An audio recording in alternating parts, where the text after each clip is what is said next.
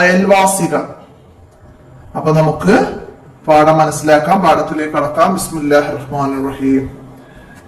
കൂട്ടുകാരെ, നമ്മുടെ അടുത്ത വീടുകളിൽ പ്രയാസമുണ്ടാവുമ്പോൾ സഹായത്തിനു വേണ്ടി നാം അവിടെ ഓടിയെത്താറില്ലേ? നമ്മുടെ വീടിന്റെ ഓരോ ഭാഗത്തുമുള്ള 40 വീടുകളിലുള്ളവർ നമ്മുടെ അയൽവാസികളാണ്. നല്ല 2 അയൽവാസികളെ കുറിച്ച് നിങ്ങൾക്ക് ഇഷ്ടമാകുന്ന ഒരു കഥ പറയാം. വർഷങ്ങൾക്ക് മുമ്പ് ഖുറാസാനിൽ അബ്ദുല്ലാഹിബ്നുൽ മുബാറക് റളിയല്ലാഹു അൻഹു എന്ന ഒരു മഹാപണ്ഡിതൻ ജീവിച്ചിരുന്നു. മുത്തുനബി സല്ലല്ലാഹു അലൈഹി വസല്ലമ പഠിപ്പിച്ച അയൽപക്ക ബന്ധം ഊട്ടി ഉറപ്പിച്ച ആളായിരുന്നു അദ്ദേഹം. അദ്ദേഹത്തിന് ജൂതനായ ഒരു അയൽവാസി ഉണ്ടായിരുന്നു. സാമ്പത്തിക പ്രയാസം കാരണം ആ ജൂതൻ തന്റെ വീട് വിൽപ്പനക്ക് വെച്ചു.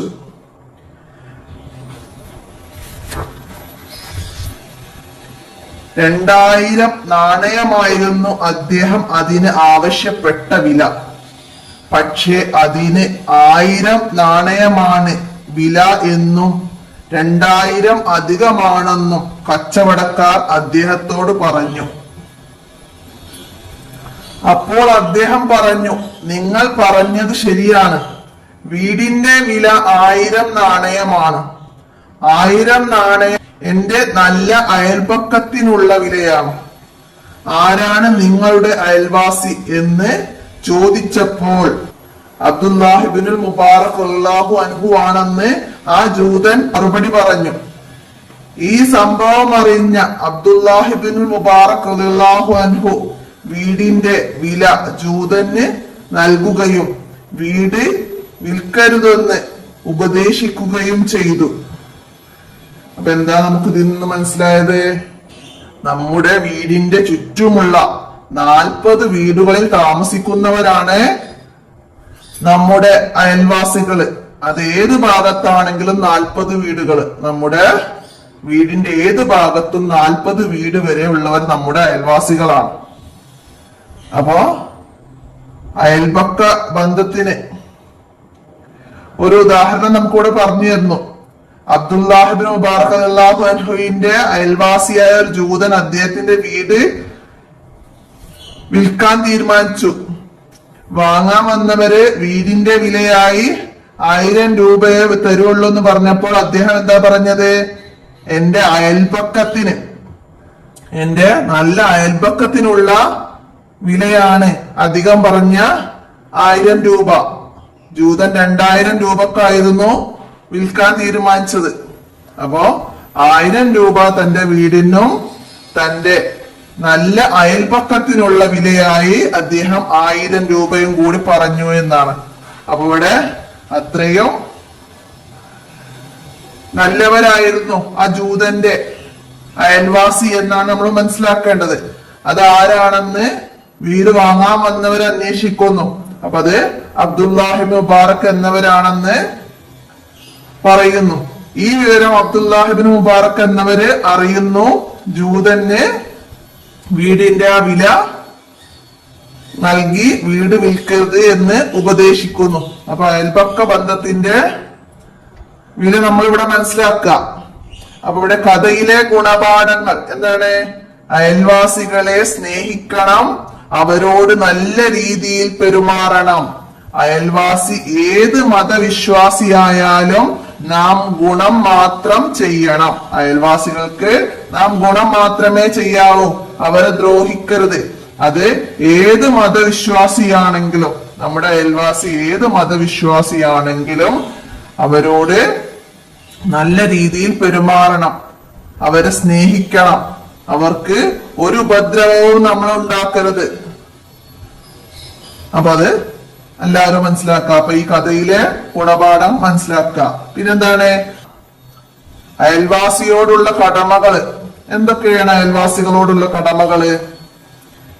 അവരെ വേദനിപ്പിക്കാതിരിക്കുക, അവർ നമ്മെ വേദനിപ്പിച്ചാൽ നാം പൊറുക്കുക, അവരെ ബഹുമാനിക്കുക, അവർക്ക് ഗുണം ചെയ്യുക, അവരെ സന്ദർശിക്കുക, അവരുടെ സുഖവിവരങ്ങൾ അന്വേഷിക്കുക, അവരുടെ കുറവുകൾ മറച്ചു വെക്കുക. അവരെ ഒരു കാര്യവും പറഞ്ഞ് നമ്മൾ വേദനിപ്പിക്കാതിരിക്കുക. അയൽവാസികളെ ഒരു കാര്യവും നമുക്ക് എന്തെങ്കിലും ബുദ്ധിമുട്ട് അവരിൽ നിന്നുണ്ടെങ്കിൽ കൂടിയിട്ട് നമ്മൾ അത് അവരെ പറഞ്ഞ് നമ്മൾ വേദനിപ്പിക്കാതിരിക്കുക. അവർ നമ്മെ വേദനിപ്പിച്ചാലും നാം പുറത്തു കൊടുക്കുക. അവര് നമ്മെ വേദനിപ്പിക്കുന്നുണ്ടെങ്കിൽ നമ്മളത് പുറത്തു കൊടുക്കുക. അവരെ അത് പറഞ്ഞ് വേദനിപ്പിക്കാതിരിക്കുക. പിന്നെ അവരെ ബഹുമാനിക്കണം. പിന്നെ അവർക്ക് ഗുണം ചെയ്യണം. അവർക്ക് നമുക്ക് ചെയ്തു കൊടുക്കാൻ കഴിയുന്ന ഗുണങ്ങളൊക്കെ ചെയ്തു കൊടുക്കുക. പിന്നെ അവരെ സന്ദർശിക്കുക, അവരുടെ സുഖവിവരങ്ങളൊക്കെ അന്വേഷിക്കുക. പിന്നെ അവരുടെ കുറവുകൾ മറച്ചു വെക്കുക. എന്തെങ്കിലും കുറവുകളൊക്കെ ഉണ്ടെങ്കിൽ അത് മറച്ചു വെക്കുക. അപ്പൊ അതൊക്കെയാണ് അയൽവാസികളോടുള്ള കടമകൾ. എല്ലാവരും നന്നായി മനസ്സിലാക്കണം കേട്ടോ. ലൈസൽ മുഅ്മിനുല്ലദീന യശ്ബഉ വജാറുഹു ജാഇഉൻ ഇലാ ജംബിഹി. എന്താണ്? അയൽവാസി പട്ടിണി കിടക്കുമ്പോൾ വയറ് നിറച്ച് ഉണ്ണുന്നവൻ പൂർണ്ണ വിശ്വാസിയല്ല എന്ന് നബി സല്ലല്ലാഹു അലൈഹി വസല്ലമ പറഞ്ഞിട്ടുണ്ട്. അപ്പൊ ഇതൊക്കെ വിട്ട ഭാഗം പൂരിപ്പിക്കാനും സാര എഴുതുക, അർത്ഥം എഴുതുക എന്നൊക്കെ പറഞ്ഞിട്ട് നമുക്ക് എക്സാമിന് വരും. അപ്പൊ അത് നന്നായി മനസ്സിലാക്കുക. ലൈസൽ മുഅ്മിനുല്ലദീ യശ്ബഉ വജാറുഹു ജാഇഉൻ ഇലാ ജംബിഹി. അയൽവാസി പട്ടിണി കിടക്കുമ്പോൾ വയറു നിറച്ചു ഉണ്ണുന്നവൻ പൂർണ്ണ വിശ്വാസിയല്ല എന്ന് നബി സല്ലല്ലാഹു അലൈഹി വസല്ലമ പറഞ്ഞിട്ടുണ്ട്. അപ്പോ അയൽവാസികളോടുള്ള കടമകൾ പഠിക്കുക. നമുക്ക് ചോദ്യം വരാം, എന്ത്? അവരുടെ കുറവുകൾ മറച്ചു വെക്കുക. ഇതെന്താണ്? അയൽവാസികളോടുള്ള കടമയാണ്. അപ്പൊ അങ്ങനെ നമുക്ക് മനസ്സിലാക്കാൻ കഴിയണം. അവരെ വേദനിപ്പിക്കരുത്. ആരെ? അയൽവാസികളെ. അപ്പൊ അങ്ങനൊക്കെ മനസ്സിലാക്കുക. ഇനി നമുക്ക് തദ്രിബാത്ത് നോക്കാം. ഉത്തരം എഴുതാനാണ്. എന്താണ്? ആരാണ് നമ്മുടെ അയൽവാസികൾ? ആരാണ്? പാഠബുക്കിൽ ആദ്യം അടയാളപ്പെടുത്താം. ആരാണ്? നമ്മുടെ വീടിന്റെ ഓരോ ഭാഗത്തുമുള്ള 40 വീടുകളിലുള്ളവർ നമ്മുടെ അയൽവാസികളാണ്. നമ്മുടെ വീടിന്റെ ഓരോ ഭാഗത്തുമുള്ള 40 വീടുകളിലുള്ളവർ നമ്മുടെ അയൽവാസികളാണ്. എഴുതാം. അടുത്ത രണ്ടാമത്തെ ചോദ്യം എന്താ? അയൽവാസികളോട് കാണിക്കേണ്ട കടമകളിൽ 4 എണ്ണം എഴുതുക. എന്തൊക്കെയാണ്? നമ്മളിവിടെ വായിച്ചു, അതിൽ നിന്ന് 4 എണ്ണം എടുത്ത് എഴുതാം. അവരെ വേദനിപ്പിക്കാതിരിക്കുക, അവർ നമ്മെ വേദനിപ്പിച്ചാൽ നാം പൊറുക്കുക, അവരെ ബഹുമാനിക്കുക, അവർക്ക് ഗുണം ചെയ്യുക, അവരെ സന്ദർശിക്കുക. അപ്പൊ ഇവിടെ മുഴുവൻ പറഞ്ഞത് അവരോടുള്ള നമ്മുടെ കടമകളാണ്. അപ്പൊ ഇതൊന്ന് 4 എണ്ണം എടുത്ത് എഴുതാം. അടുത്തത് ഉസ്താദിനോട് അന്വേഷിക്കാം. എന്താണ്? അയൽവാസികളോടുള്ള കടമകൾ പാലിച്ചില്ലെങ്കിൽ എന്ത് സംഭവിക്കും? എന്താ സംഭവിക്കുക? അയൽവാസികളോടുള്ള കടമകൾ പാലിച്ചിട്ടില്ലെങ്കിൽ എന്താണ് അതിന്റെ ആൻസർ? എന്താ നമുക്ക് മനസ്സിലാക്കേണ്ടത്?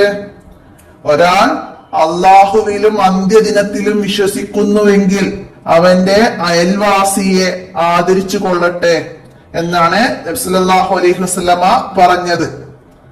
ഒരാള് അള്ളാഹുവിലും അന്ത്യദിനത്തിലും വിശ്വസിക്കുന്നുവെങ്കിൽ അവൻ അവന്റെ അയൽവാസിയെ ആദരിച്ചു കൊള്ളട്ടെ എന്നാണ്. തനിക്ക് ഇഷ്ടപ്പെടുന്നത് തന്റെ അയൽവാസിക്കും ഇഷ്ടപ്പെടുന്നത് വരെ നിങ്ങൾ ആരും യഥാർത്ഥ വിശ്വാസിയാവുകയില്ല എന്ന് നബി സല്ലല്ലാഹു അലൈഹി വസല്ലമ പറഞ്ഞിട്ടുണ്ട്. നബി സല്ലല്ലാഹു അലൈഹി വസല്ലമ ഇങ്ങനെ കുറെ കാര്യങ്ങൾ പറഞ്ഞിട്ടുണ്ട്.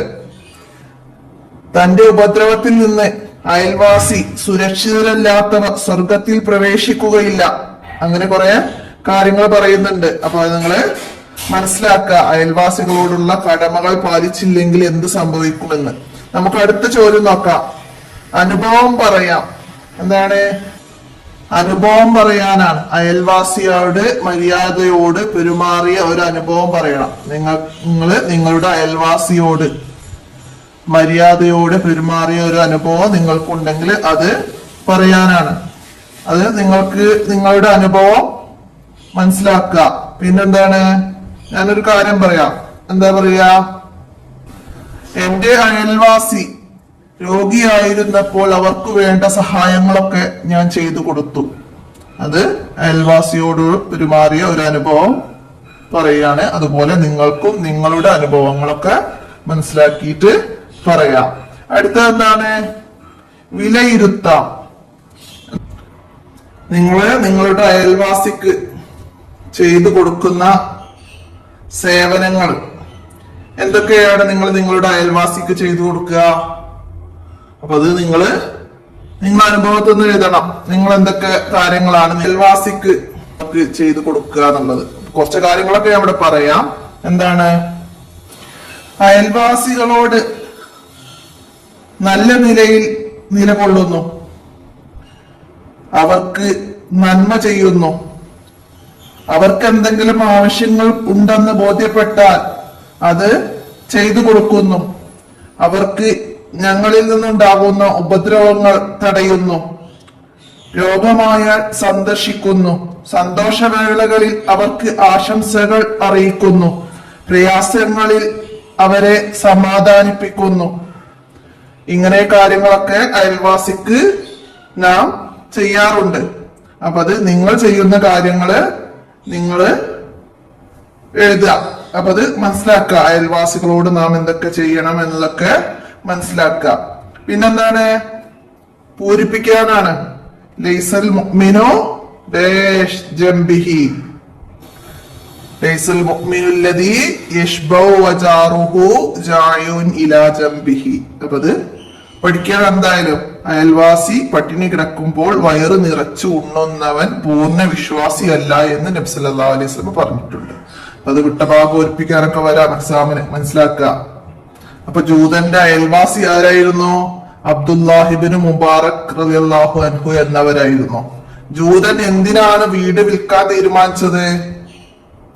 സാമ്പത്തിക പ്രയാസം കാരണമാണ് ആ ജൂതൻ തന്റെ വീട് വിൽക്കാൻ തീരുമാനിച്ചത്. ജൂതൻ തന്റെ വീടിന് എത്രയാണ് വില നിശ്ചയിച്ചിരുന്നത്? 2000 നാണയമായിരുന്നു അദ്ദേഹം അതിന് ആവശ്യപ്പെട്ടിരുന്നത്. എന്നാൽ കച്ചവടക്കാർ ജൂതന്റെ വീടിന് 1000 നാണയമേ വിലയുള്ളൂ, 2000 അധികമാണെന്ന് പറഞ്ഞപ്പോൾ ജൂതൻ നൽകിയ മറുപടി എന്താണ്? നിങ്ങൾ പറഞ്ഞത് ശരിയാണ്, വീടിന്റെ വില 1000 നാണയമാണ്. 1000 നാണയം എന്റെ നല്ല അയൽപക്കത്തിനുള്ള വിലയാണ്. ഇതാണ് ജൂതൻ കച്ചവടക്കാരോട് പറഞ്ഞത്. ജൂതന്റെ അയൽവാസി ആരായിരുന്നു? അബ്ദുല്ലാഹിബ്നു മുബാറക് എന്നവരായിരുന്നു. അപ്പൊ അതൊക്കെ ഈ പാഠത്തുനിന്ന് മനസ്സിലാക്കി പഠിക്കുക എല്ലാവരും.